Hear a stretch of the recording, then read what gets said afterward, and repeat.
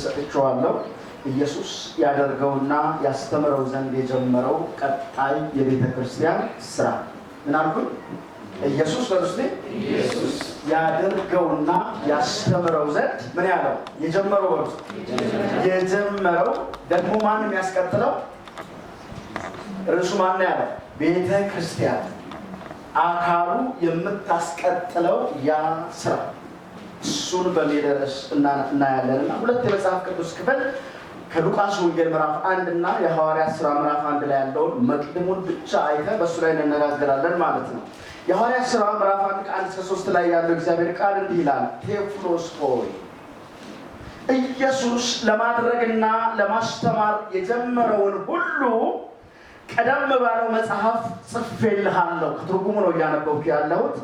ይኸውም እስካረገበት ቀን ድረስ ለመረጣቸው ሐዋርያት በመንፈስ ቅዱስ አማካኝነት የሰጣቸው ትእዛዝ ነው። ከሕማማቱም በኋላ ራሱ ቀርቦ ሕያው መሆኑን ለእነዚሁ በብዙ ማስረጃ እያረጋገጠላቸው 40 ቀንም አልፎ እየታያቸው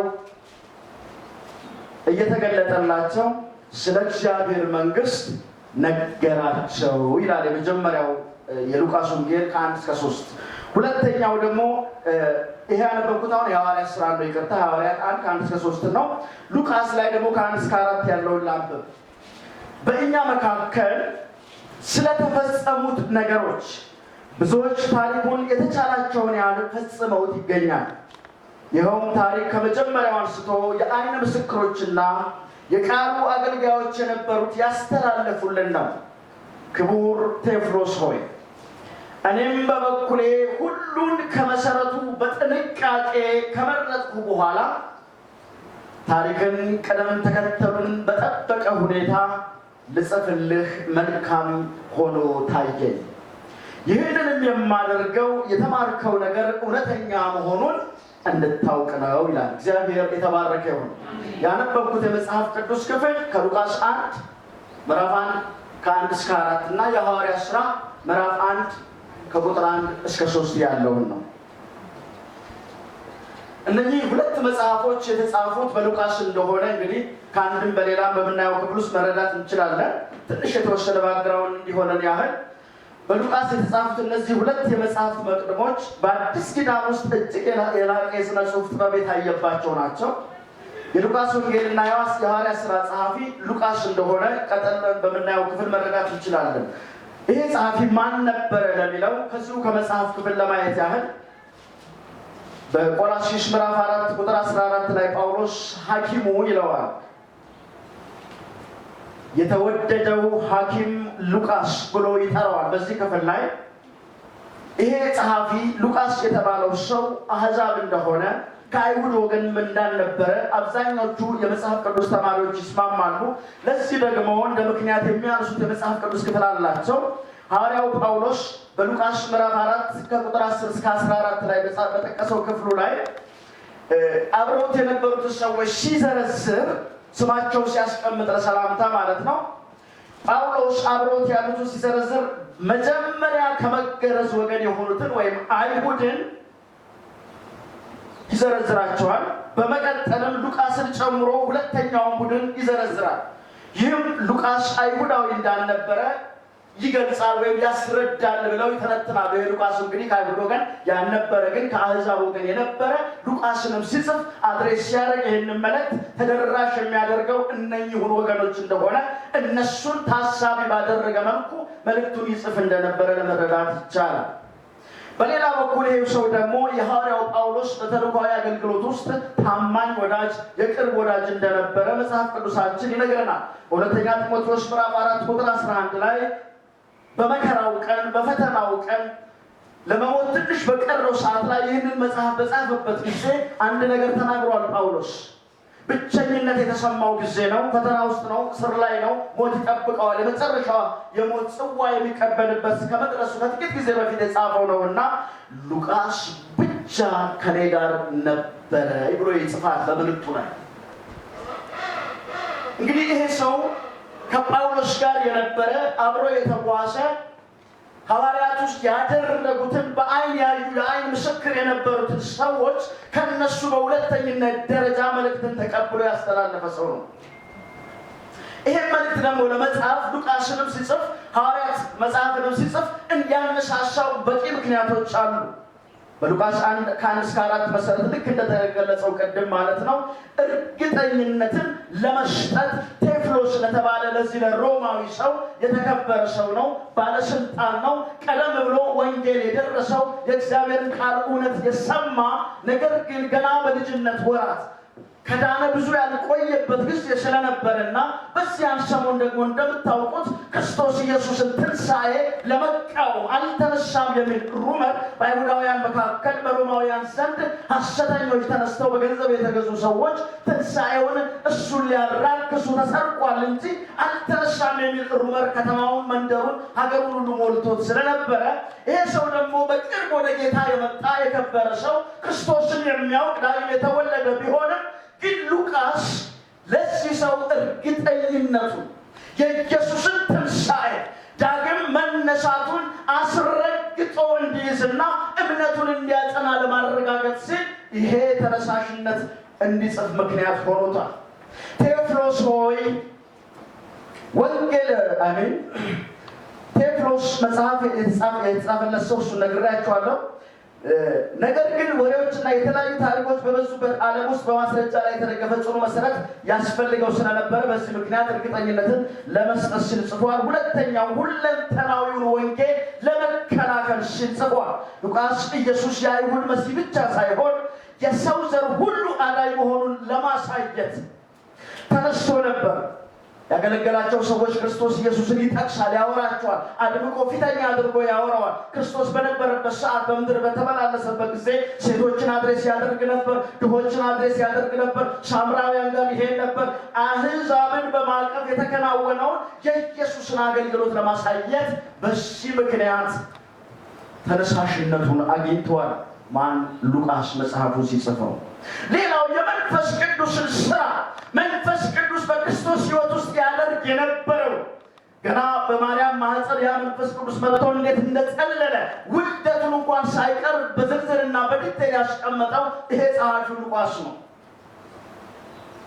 ስለዚህ በሐዋርያት ሕይወት እንደገና ደግሞ ያ በክርስቶስ ተጀምሮ የነበረውን ክርስቶስ ኢየሱስ በመንፈስ ቅዱስ ከአዟቸው የወንጌሉን ስራ በመንፈስ ቅዱስ ኃይል ይዘው የሮጡትን ያንን የመንፈስ ቅዱስ ስራ ለማጉላት፣ ለመጻፍ፣ ለመመስገብ መንፈስ ቅዱስ የሰራውን ታሪክ ለማስቀመጥ ሲል በእነዚህ ሶስት ምክንያቶች ተነሳሽነቱን አግኝቷል።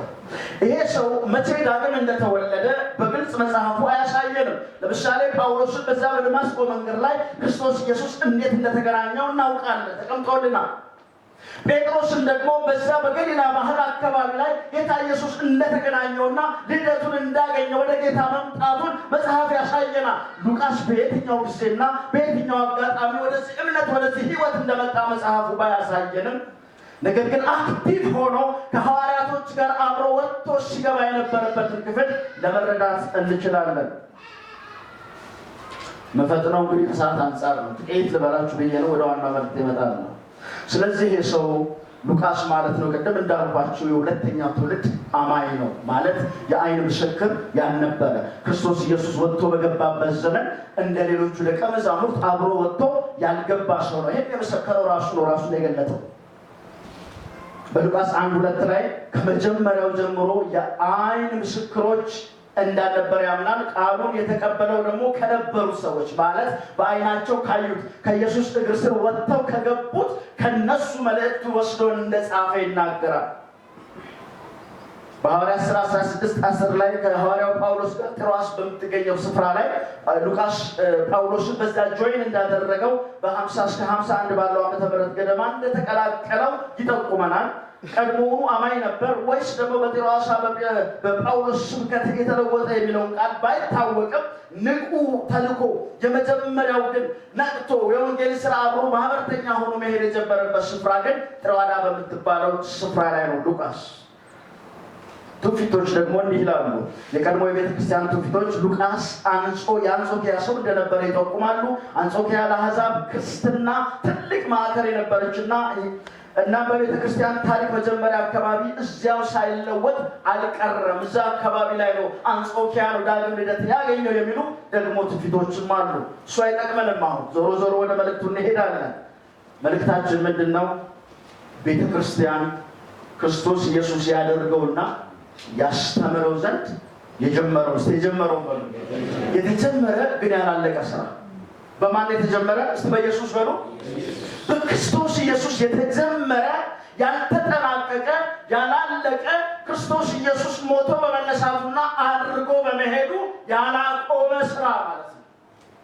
ቀጣይነት ያለው ለትውልድ እንዲሸጋገር እንዲሄድ በሐዋርያቱ አማካኝነት እንደገናም ከዚያ በኋላ በምንመጣ በትውልዶች መካከል እንዲቀጥል የተፈለገ አንድ ኢየሱስ ያከናወናቸው ስራዎች አሉ። በሥጋው ወራት ክርስቶስ የፈጸማቸው ዛሬም ድረስ ደግሞ ተከታዮቹ ወይም ደቀ መዛሙርቱ እንዲፈጽሟቸው ሌት የተደረጉ እነሱን 5 ፒላሮች ወይም ምሰሶዎች ነው ዛሬ የምናየው። ከኔ ጋር ናቸው። ማን የጀመረው? ኢየሱስ። የመኖራችን ትርጉም እሱ ነው። ቤተክርስቲያን ያለችበት ምክንያት፣ እኔና እናንተ ያለንበት ሰበቡ፣ እዚህ ያለንበት ሰበቡ፣ በምድር ላይ ያለንበት ምክንያቱ ክርስቶስ ኢየሱስን ዳግም በሱ ከተወለድንበት ቀን ጀምሮ በዚህ ድንኳን ውስጥ የመኖር የመሰንበታችን የመቀጠላችን ጉዳዮች እንደ ቤተ ክርስቲያን እንደ አካል ራስ የሆነው ክርስቶስ እርሱ ሄዷል። ተልእኮን ሰጥቶ ስራውን የሚያስቀጥል ትውልድ አፍርቶ እርሱ ሄዷል። ያ ስራ ግን በኢየሱስ የሰራው ያው መንፈስ፣ እስቲ ያው መንፈስ በሉ። በክርስቶስ ኢየሱስ የሰራ ያው መንፈስ አሁን ደግሞ በቤተ ክርስቲያን ይሰራል። በአካሉ ይሰራል። አካሉ ያንን ታስቀጥላለች። ምኑን? 5 ጉዳዮች ልላችሁ ነው። አንደኛ በሉና የእግዚአብሔርን መንግስት ማወጅ። ተሰምቻለሁ። ምን አልኩኝ? የእግዚአብሔርን መንግስት ማወጅ። ክርስቶስ ኢየሱስ በሥጋው በነበረበት ሰዓት ላይ ለሌሎች ከተሞች ደግሞ የእግዚአብሔር መንግስት ወንጌል ሰብክ ዘንድ ይገባኛል፣ ስለዚህ ተልኬያለሁና ሲል ሉቃስ 4:43 ላይ ያለውን ቃል ባነበው ግልጽ እንዲሆንልን ኢየሱስ ምን ሰራ፣ ምን እንድንቀጥል ነገረ። ሉቃስ ስንት አልኩኝ? አንድ ላይ ከሆንን አብረን ነው የምንናገር፣ ድካም ስላለ በአምልኮ እንግዲህ ሁላችንም ሰምተን ስለነበረ 4:43 ጌታ የተባረከ ይሁን። እስቲ በሉቃስ ወንጌል ምዕራፍ 4 ላይ ታሪኩን ስታዩ ምዕራፉን በሙሉ ኢየሱስ መንፈስ ቅዱስ ሞልቶበት አለፍ አለፍ እያልኩ ሀሳብ ላነሳላችሁ ነው። ወደ ምድረ በዳ መሄዱ፣ በዚያም በዲያብሎስ መፈተኑን፣ ከዚያም ደግሞ ዲያብሎስን ረድቶ መመለሱን የምናይበት ክፍል ነው። ከዚያም ደግሞ በቤተ መቅደስ ገብቶ የመጽሐፍ ጥቅልል ለኢየሱስ ከሰጡት በኋላ የጌታ መንፈስ በእኔ ላይ ነው፣ ለድሆች ወንጌልን ሰብክ ዘንድ ቀብቶኛልና፣ ለታሰሩትን መፈታትን፣ ዕውሮችንም ማየትን ሰብክ ዘንድ፣ የተጠቁትንም ነፃ አወጣ ዘንድ፣ የተወደደችውንም የጌታን ዓመት እሰብክ ዘንድ ልኮኛል ብሎ እንደገና በዚያ መቅደስ የተናገረበት ክፍል ያለው ነው። አሁን ማለፍ ብዬ ላንብብ። ይህን መጽሐፍ ከሰጡት በኋላ ከተናገረ በኋላ የተፈጸመ ብሎ የተናገረውን እናውቃለን።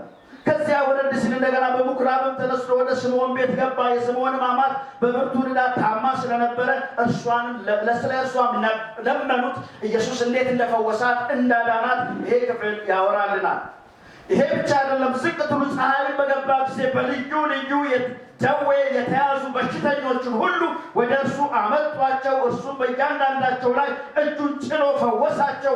አጋንንትም ደግሞ አንተ ክርስቶስ የእግዚአብሔር ልጅ ነህ እያሉ እየጮሁ ከብዙዎች ይወጡ ነበር። ገሰጻቸው፣ ክርስቶስም እንደሆነ አውቀውት ነበርና እንዲናገሩ አልፈቀደላቸውም። የኢየሱስን ስራ ጥቂት እንድታዩ አለፍ አለፍ እያልኩ ማወራ።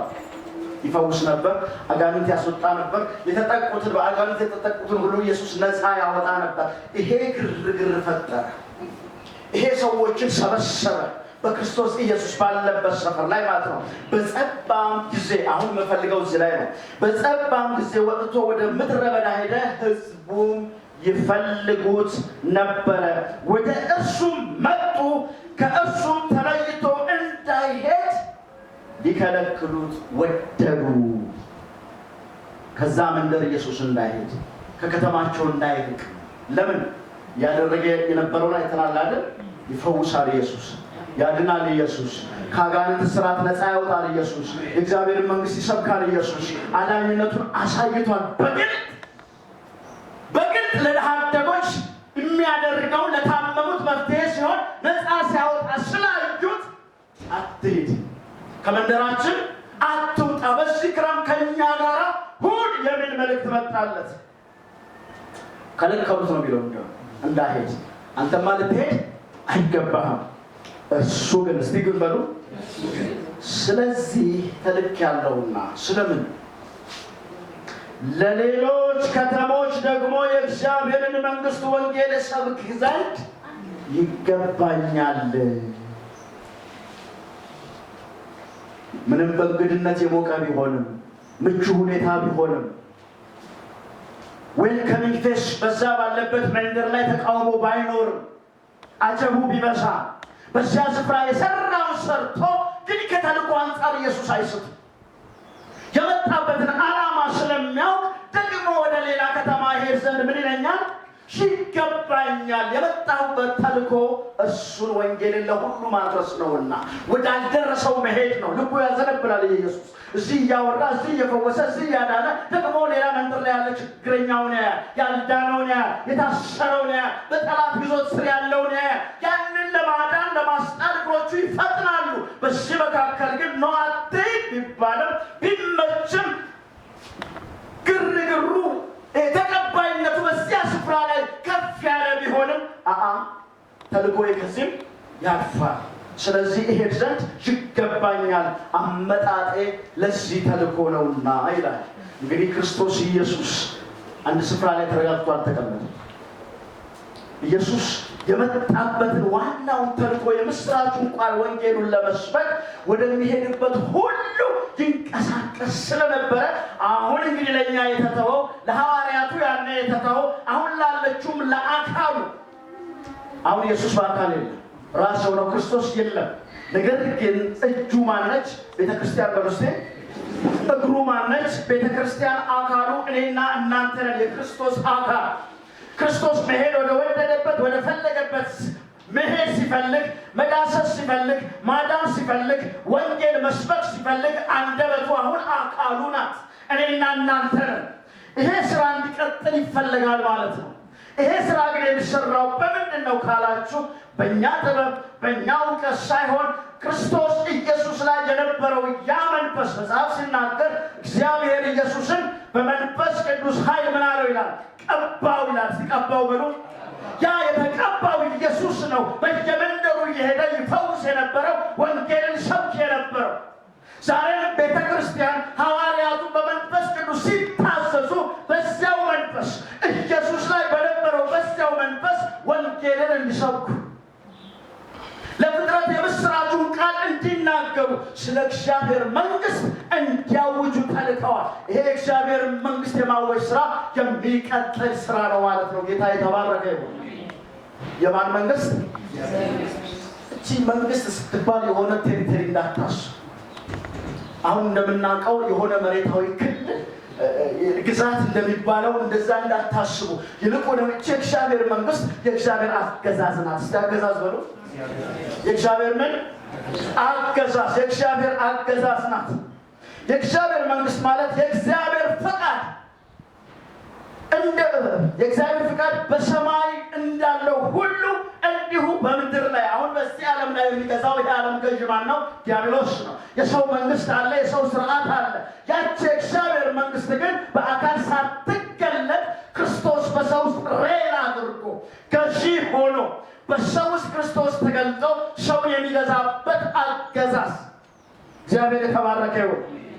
ለዚህም ነው ኢየሱስ የእግዚአብሔር መንግስት በመካከላችሁ ናት ያለው ሉቃስ 17:21 ላይ ንጉሥ ባለበት በዚያ ምን አለ? አገዛዙ አለና። ክርስቶስ ኢየሱስ በነበረበት ሰዓት ላይ ለከበቡት ሁሉ ምንድን ያላቸው? የእግዚአብሔር መንግስት በመካከላችሁ ናት። ያ በክርስቶስ ውስጥ ያለ ኢየሱስ መንፈስ ይገዛ ስለነበረ ባመኑት ውስጥ በተከተሉት ውስጥ እሱን ተከትለው በሚሄዱት ውስጥ ያ አገዛዝ ይሰራ ስለነበረ ይህች መንግስት ባህሪዋ አሁን አለች፣ ደግሞም የምትመጣ መንግስት ናት።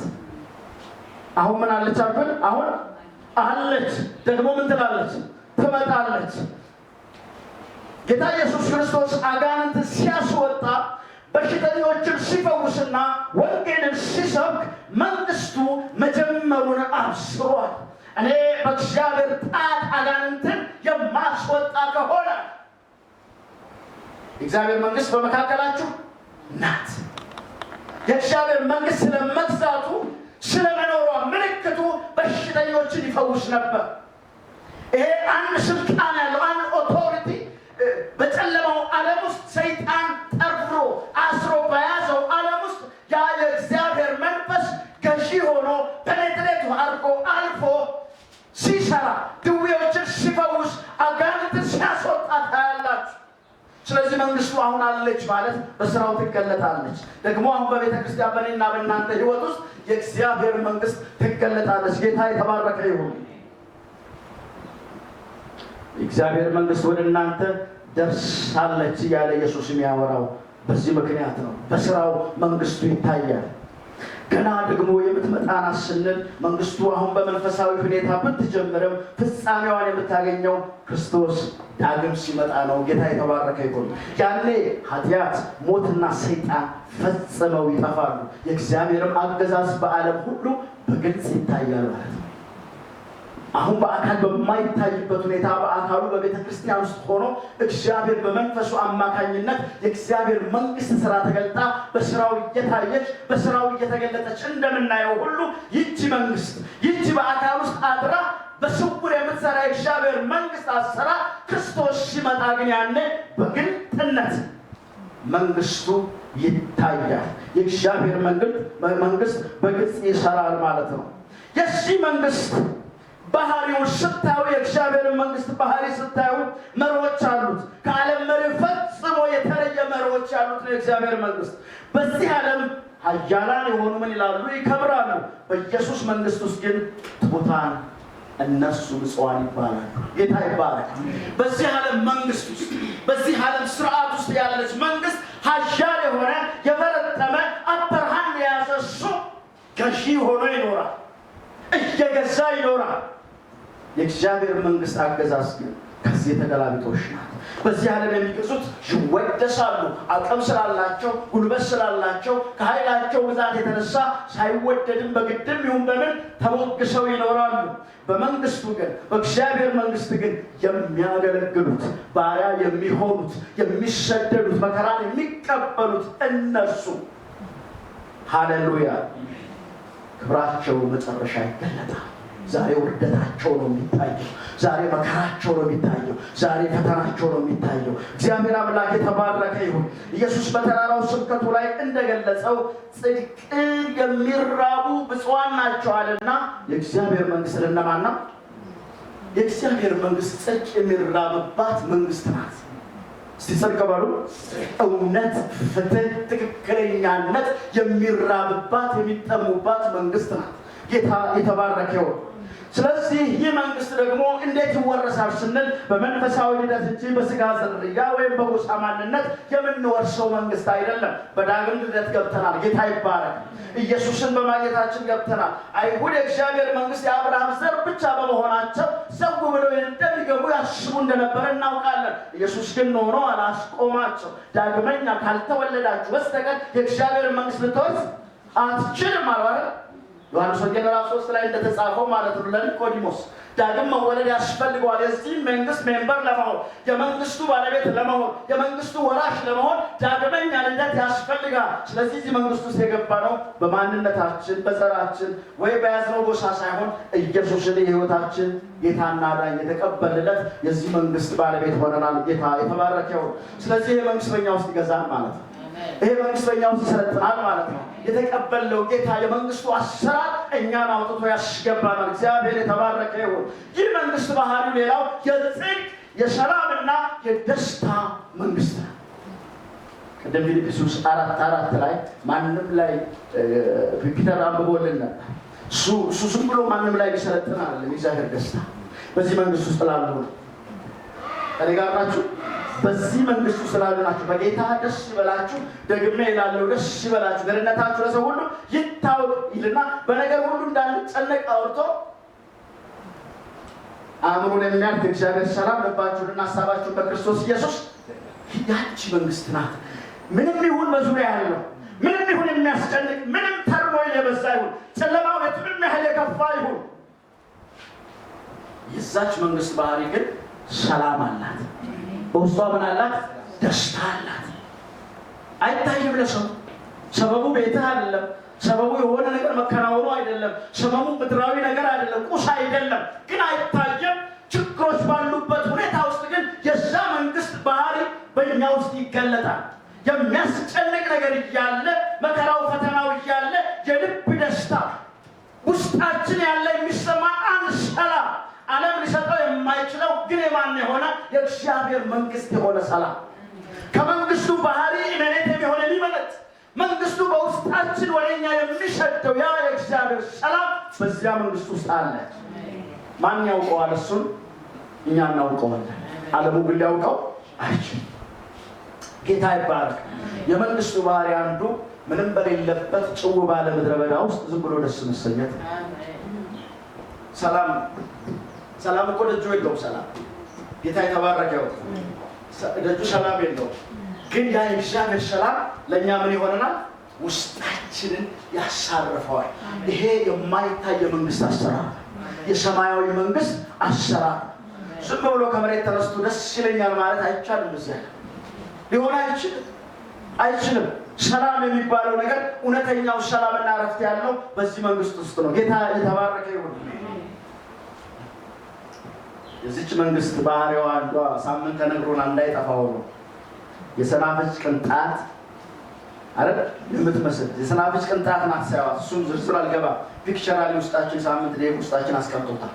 ባህሪዋ ትንሽዬ ነች፣ የተደበቀች የማትታይ የምትመስል ግን አልፋ የምትሄድ የማያልፍ የሚመስለውን የምታሳልፍ መንግስት ነች። እግዚአብሔር አምላክ የተባረከ ይሁን። ስለዚህ በዚህ መንግስት ውስጥ ነው እንግዲህ የተጠራነውና ያለነው። ወኪልነታችንም የምናስቀጥለው ቤተክርስቲያን እንድታስቀጥለው የተጠራችው ቅድም መግቢያ ላይ እንደተናገርኩት ኢየሱስ ያደርገውና ያስተምረው የጀመረውን ተብሎ የተጻፈለት ያ መልእክት ሐዋርያቱ እንዲቀጥሉ የሉቃስ ወንጌል ቮሊዩም 1 ነው ለሉቃስ የሐዋርያት ሥራ ደግሞ ቮሊዩም 2 ሁለተኛው የመጽሐፍ ክፍል ነው። ስታረጉት በመጀመሪያው መጽሐፌ እንደጻፍኩልህ ብሎ ለዚህ ለተከበረ ለቴዎፍሎስ እንደተጻፈ ቀደም አንብበነዋል።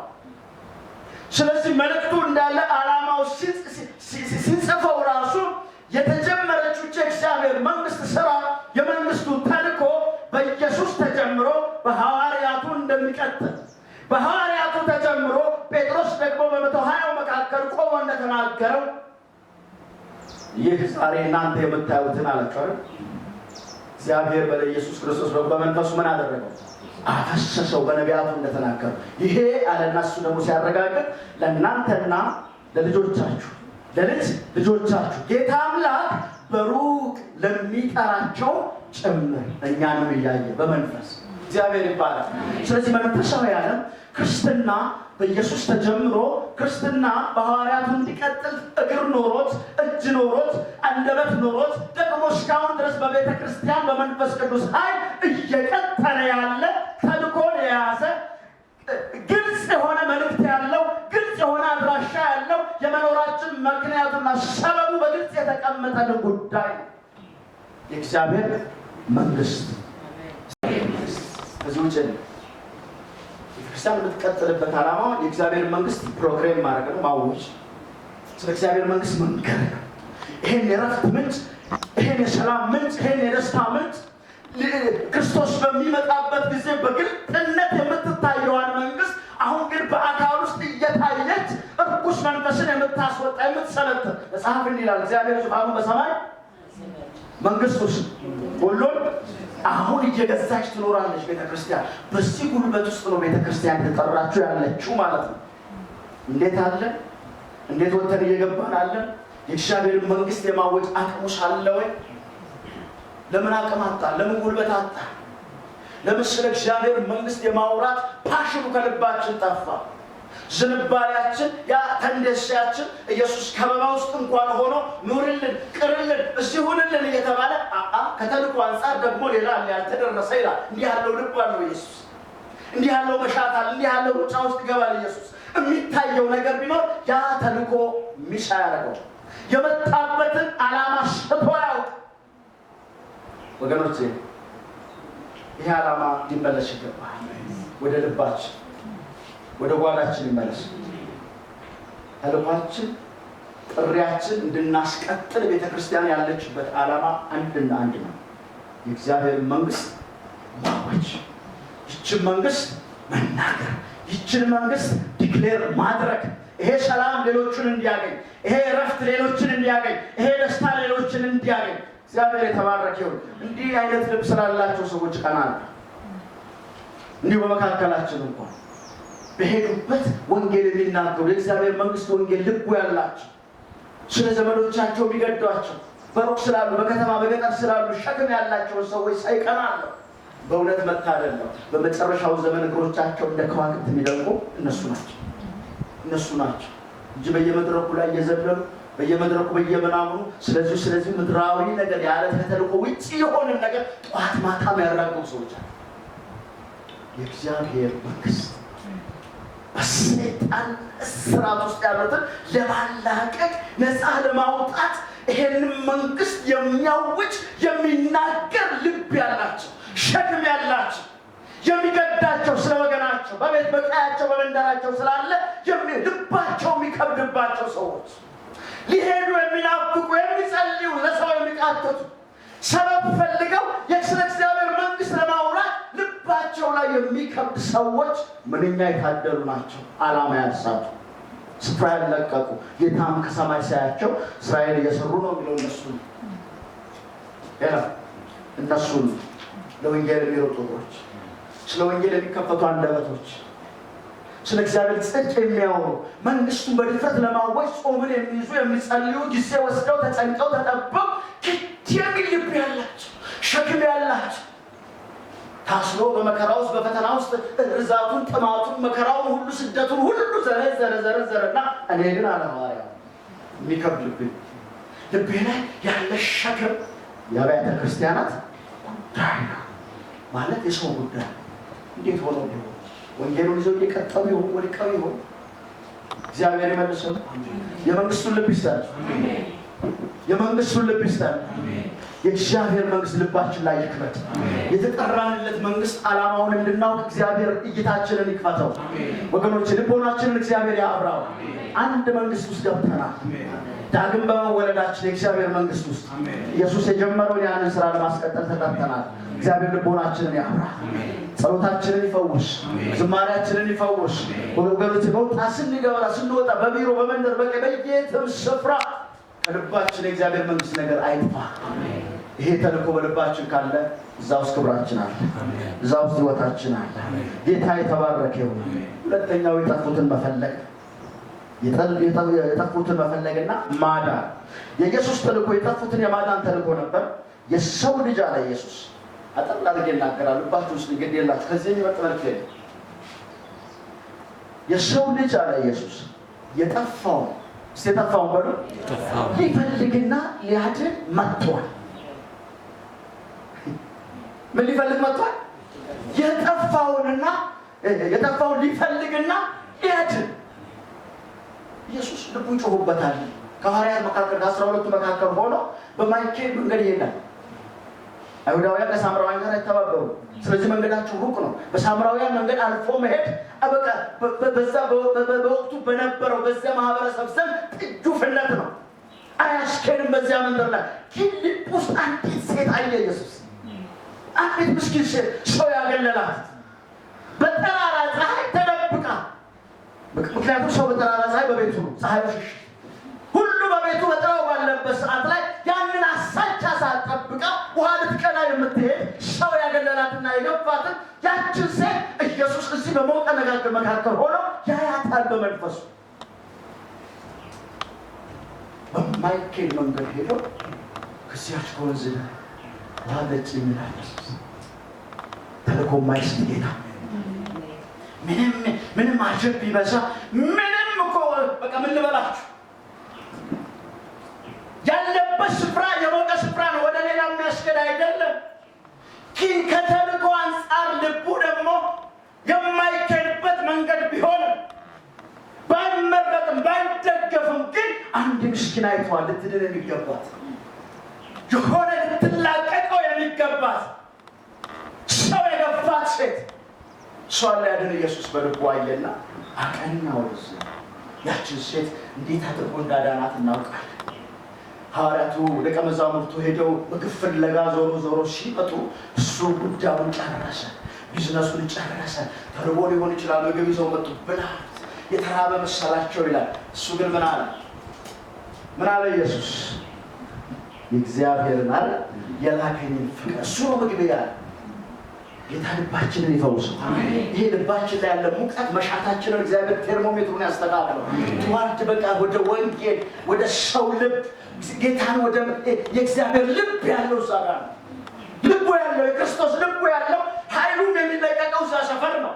መንፈስ ቅዱስን ና ብንለው ምን ሊሰራ ይመጣል? ምን ይሰራ ይመጣል? እግዚአብሔር መንፈስ የሚመጣው እኮ ስራ ያለው ሊያድን ነው። ተአምራት አይተው እንዲድኑ ነው። ፈውስ ቢሆን ፈውሱን አይተው ወደ ማን ዞር እንዲሉ ነው? ወደ እግዚአብሔር ዞር እንዲሉ ነው። ከሰይጣን መንግስት እንዲላቀቁ ነው። የእግዚአብሔር መንፈስ በሐዋርያቱ ላይ የሰራው ዓላማው አንድ ነው፣ ትውልድ እንዲድን። የመንፈስ ቅዱስ ስራ አቴንሽን ማግኘት ማለት የሰው አእምሮ ትኩረት ለማግኘት ነው። ተአምራት የሚደረግበት ምስጢር መንፈስ ቅዱስ መጥቶ ሽባን የሚተረትረው ዓላማው ስለዚያ ብለው የሚመጡ በግርግር መካከል በሚሮጡ እግሮች በሚሰበሰቡ ሰዎች መካከል የእግዚአብሔር መንግስት እንዲነገር የሰው ልብ ለማግኘት ሲባል የሚደረግ ነው። nothing else። ሰውን ከፍ ለማድረግ የሆነ ከፍቲክ የሆነ ፊገር ለሰው ለመስጠት የተለየ ሁኔታ ለራስ ለመፍጠር የራስን የሆነ አንድ ደሴት ፈጥሮ ራሱን ኮፍሶ መኖሪያ መደላደላ እንጀራም አይደለም መንፈስ ቅዱስ ሰው ኢየሱስን እንዲያገኝ፣ ሰው ኢየሱስን እንዲያይ፣ ሰው ከክርስቶስ እንዲማር፣ ሰው ደቀ መዝሙር እንዲሆን፣ ሰው ከጨለማ እንዲፈታ it is a means not but it's not end በራሱ እንዳለ መንፈስ ቅዱስ ስራ እንዳለ ግቡ አንድ ነው። ሰው መንግስት ግዛት እንዲቀይር ነው። እስቲ በሉ መንግስት እንዲቀይር ነው። ከየትኛው መንግስት? ከሰይጣን መንግስት ወደ እግዚአብሔር መንግስት ሰው ዞር እንዲል ጌታ በመንፈሱ ኃይልን ያደርጋል፣ ተአምራትን ያደርጋል። በቃ ያለው ሲቀባቸው ሲሹማቸው ሲልካቸው ምን አለ? ሄዱ በሽተኞቹ ምን አድርጉ? ፈውሱ፣ ሙታንን አስነሱ፣ አጋንንትን አውጡ አለ። ለምን? ይህ ዓለም የሆነ ነገር ከሌለ ስለማይሰማ ዓለሙ በዚህ ዓለም ሲስተም የተያዘ ስለነበረ ፓይረሲዎች የሃይማኖት ሰዎች ቆልፈው አስረዋቸው ስለተያዙ አብርሃም አባት አለን የሚሉ በስርዓት የተያዙ ወንጌል የተሰወረባቸው ምንም እንኳን መጽሐፍት የነሱ ነቢያት የነሱ ቢሆኑ ራስ ወደ ክርስቶስ መድረስ ስላልቻሉ የሚናገሩበትን ቃል ሰሙ። ያልተማሩ የገሊላ ሰዎች እንደሆኑ አውቀው ማለት እዛ እኮ ቃልን ኦሪትን አጣጥረው መናገር የሚችሉ የሚተነትኑ ሰዱቃውያንና ፈሪሳውያን በተሰበሰቡበት በዚያ መካከል እነዚህ ከገሊላ የመጡ ወንዝ ዳር የነበሩ ምንም ከመጽሐፍት ጋር ንክኪ ያልነበራቸው ሰዎች ከ120 ጋር ቆመው ከመጽሐፍት እየጠቀሰ ሲያወራ ንግግሩ መሰሉ። መንፈስ ከብዶበት ስለነበረ መንፈስ ያናገረው ስለነበረ ያልተማሩ እንደሆኑ ደግሞ የገሊላ ሰዎች እንደሆኑ አውቀው ያለው ጥበብ ያለው ንግግር ያለው ነገር ያለ አዲስ ቋንቋ ከየት የመጣ ነው ብለው ተደነቁ። ተደንቀው እንዲያበቁ አይደለም ጠጋ እንዲሉ ነው። ወደ ማን? ወደ ኢየሱስ ወደ መደነቁ ሁሉ ሰው ወደ ኢየሱስ ግን ይመጣ። ሰው ከተያዘበት ነገር እንዲወጣ ነው። በፍርሃት ቆፈር ውስጥ ሰይጣን ቀፍድዶ ከያዘው ከጨለማ ስርዓት ውስጥ ነፃ የሚያወጣ ኃይል ከሰይጣን መንግስት የሚመጣ ኃይል እንዳለው እጁን እንዲሰጥ ነው። ለኢየሱስ እንዲማረክ ነው። ስለዚህ የኢየሱስ ስራ ቤተክርስቲያን የምታስቀጥለው ተልእኮ የጠፉትን መፈለግ፣ መጸለይ ግድ ማለት ነው። ስለነሱ ሲባል ደግሞ ና መንፈስ ቅዱስ ብሎ መጾም ነው። መንፈስ ቅዱስን መጣራት ጥበብ እንዲሰጥ፣ ኃይል እንዲሰጥ፣ ተአምራቱን እንዲያደርግ የሚመጣበት ዓላማና ፖዝ እሱ ስለሆነ ከዚህ ውጭ ሌላ ምንም ተልእኮ የለውም። ይኸው ነው የእግዚአብሔር መንግስት እሷን ስለማስፋት እሷን እንድትፈታ ስለማድረግ የእግዚአብሔር አሰራር ይለቀቃል። መንፈስን ለማደስ ነው ወገኖች። ሆይ የርኅራኄ ስራ ነው የምታስቀጥል ቤተክርስቲያን። እግዚአብሔር የናዝሬቱ ኢየሱስ በመንፈስ ቅዱስ በኃይል ቀባው ካለ በኋላ እርሱም በሉ መልካም እያደረገ ለዲያብሎስም የተገዙትን ሁሉ እየፈወሰ ዞረ። ዙረቱ ለዚህ ነው እናንተ መልካም ለማድረግ በዲያብሎስ የተያዙትን ነፃ ለማውጣት ኢየሱስ ከከተማ ከአንዱ ገጠር ወደ ሌላው ገጠር ኢየሱስ ዞር ነበር። እንግዲህ ተልእኮ ይሄ ነው። በመንፈስ ቅዱስ ያዘዛቸው ክርስቶስ ካደረገ ቤተክርስቲያን የተጠራችሁ ይህን እንድታደርግ ነው። ለዚህም ነው ኢየሱስ ድውዮችን ፈውሱ፣ ሙታንን አስነሱ፣ ለምጻሞችን አንጹ፣ አጋንንትን አውጡ፣ በከንቱ ተቀበላችኋልና በከንቱ ስጡ። ምን ማለት ነው?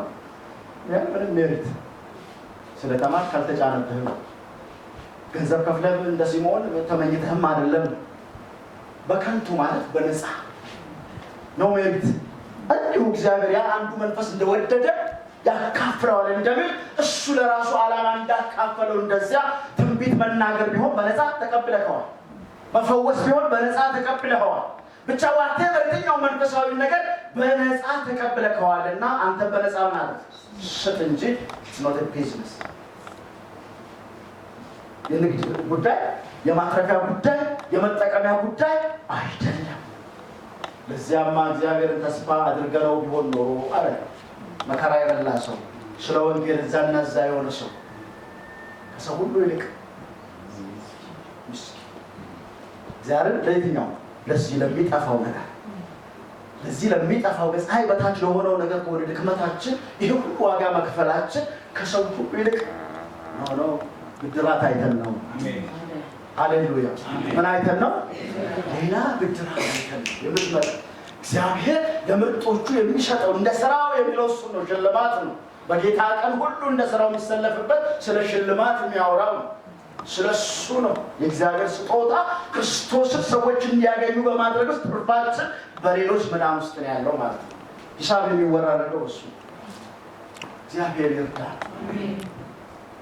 ስለዚህ ሰዎችን መንፈስ ለማደስ ወደ ምስኪኖች ለመሄድ ወደ ተጠቁት ለመሄድ ወንጌል ያልደረሳቸው ለመሄድ ደግሞ ለመጸለይ ቤተክርስቲያን ለታመሙት እጇን እንድትጭን አካል ነችና ቀደም እንዳልኳችሁ ክርስቶስ ኢየሱስ የሚሄድበት መንፈስ ቅዱስ የሚሰራበት የሚገለጠው በእኔና በእናንተ እጆች የሚሮጠው በእኛ እግሮች ነው።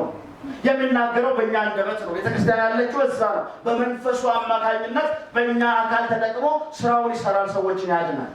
ጌታ ይባላል። ሰዎችን ምን ይላል? ስለዚህ በዚህ ማይንድ ሜንታሊቲ ውስጥ ልንኖር ያስፈልጋል። አእምሯችን ከዚህ አንጻር ሊታነጽ ሊስተካከል፣ እሳቢያችን ከዚህ አኳያ ሊሆን ይገባል። አስቀድማችሁ እግዚአብሔርን ጽድቁንና መንግስቱን እስቲ መንግስቱን በሉ። ሁለተኛ ነገር ነው። ሁለተኛ ሰከንደሪ ነው።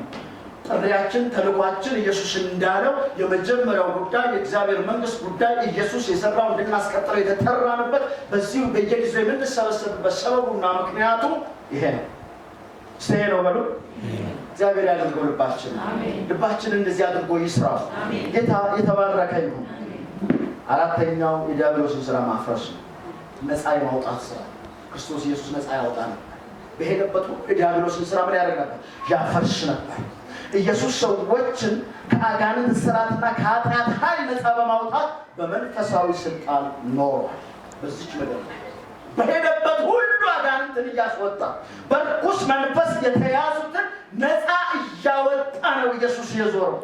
ይሄ ተልእኮ ለቤተ ክርስቲያን ተሰጥቶ ነፃ የማውጣት ስራ። እግዚአብሔር የተባረከ ይሁን።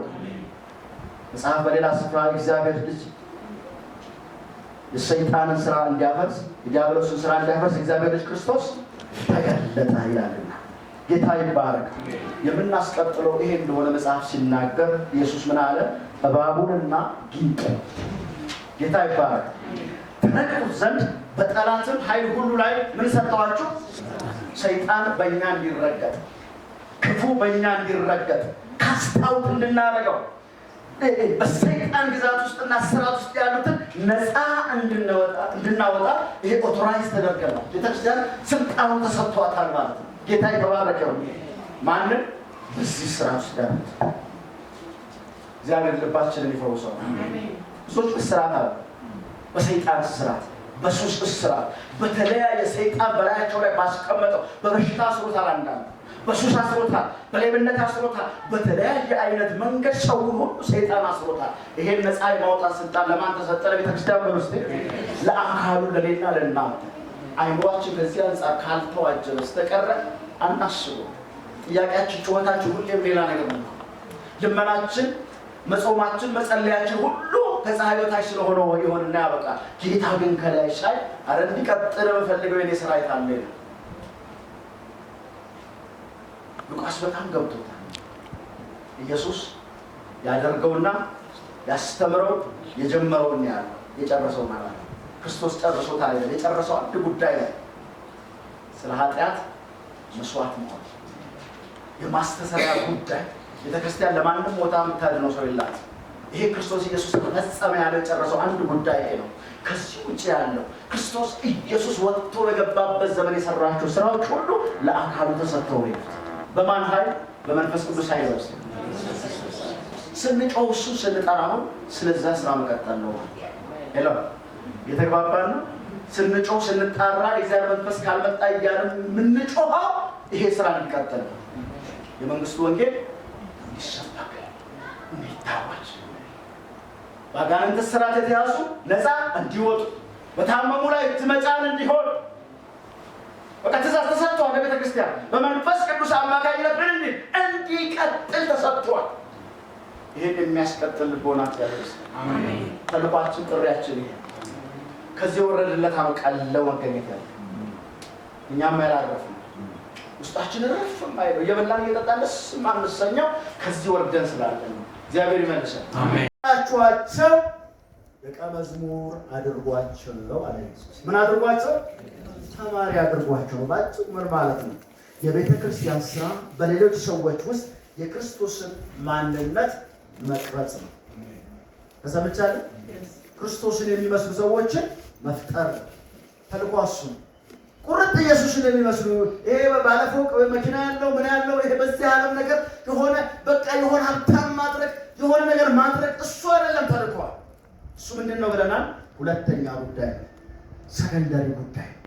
ለኛ 5 ነገሮች ቤተክርስቲያን ለማስቀጠል እኔና እናንተ በዚህ ሁኔታ ውስጥ አእምሯችንና ልባችን የተቃኘ እንዲሆን ጩኸታችንና ልመናችንም ጾማችን ጸሎታችንም መንፈስ ቅዱስና ውረድ ማለታችን ሁሉ ለዚህ ነው ማለት ነው። ወዴት ዞር እንዲል ሰው ትውልድ ወደ ክርስቶስ ዞር እንዲል እግዚአብሔር ይርዳል። ራሳችንን ስናየው ግን እንዴት ነው?